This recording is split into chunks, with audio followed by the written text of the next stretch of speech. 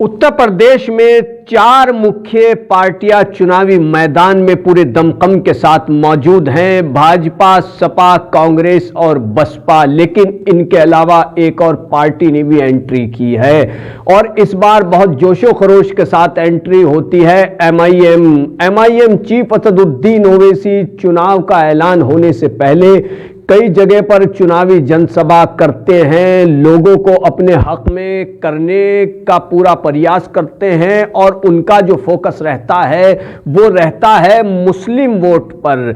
और वो यूपी में कहते हैं कि सबका अपना अपना लीडर है, लेकिन कोई इस समुदाय का लीडर नहीं जिसकी हम बात कर रहे हैं।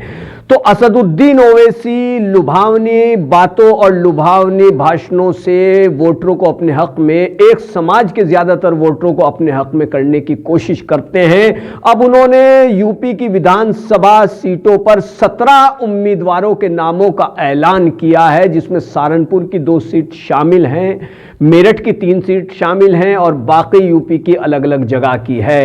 तो ऐसे में असदुद्दीन ओवैसी क्या वाकई में क़यादत मजबूत करने आए हैं या फिर वो वोटरों का बिखराव करने के लिए चुनावी मैदान में उतरे हैं? इल्जाम उन पर लगता रहता है कि वो भाजपा को फायदा पहुंचाने के लिए मैदान में आते हैं और उसी जगह पर चुनाव लड़ते हैं कि जहां से मुसलमानों की संख्या ज्यादा होती है। लेकिन ओवैसी यूं कहते हैं कि हम मुसलमानों की कमजोरी, जो सियासी कमजोरी है, उसको दूर करने के लिए चुनावी मैदान में आए हैं और हमारा मकसद बीजेपी को शिकस्त देना है और उन सेकुलर पार्टियों को बेनकाब करना है कि जो लुभावनी बातों, घोषणाओं और सुनहरे ख्वाब के बलबूते मुसलमानों को अब तक बहकाती आई हैं। तो क्या असदुद्दीन ओवैसी मजबूत कर पाएंगे मुस्लिम नेतृत्व को, जो कि काफी सालों से बेहद हाशिए पर जा चुका है, या फिर वो समाजवादी पार्टी के वोट बैंक में सेंध लगाने के लिए चुनावी मैदान में उतरे हैं? इसका फैसला तो आने वाला समय ही करेगा। 10 मार्च को स्थिति साफ हो जाएगी कि किसने कितना नेतृत्व मजबूत किया और किसको जनता ने जीत का आशीर्वाद दिया और किसको शिकस्त मिली।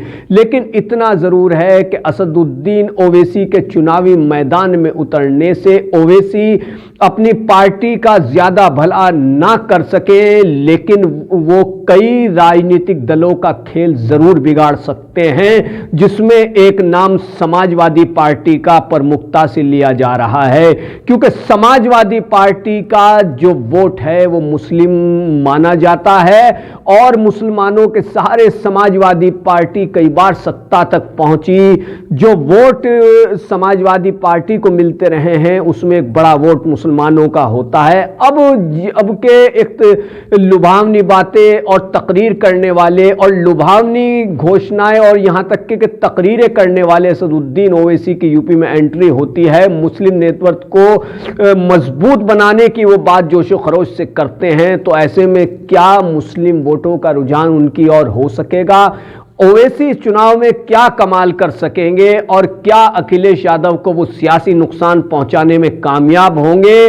क्या उनका सियासी मकसद है, ये आने वाला वक्त ही बताएगा। लेकिन इतना जरूर है कि ओवैसी की एंट्री से यूपी का विधानसभा चुनाव काफी रोचक और दिलचस्प हो चला है। तो बने रहिए हमारे साथ और चैनल को सब्सक्राइब कीजिए, वीडियो को शेयर कीजिए, कमेंट कीजिए। धन्यवाद।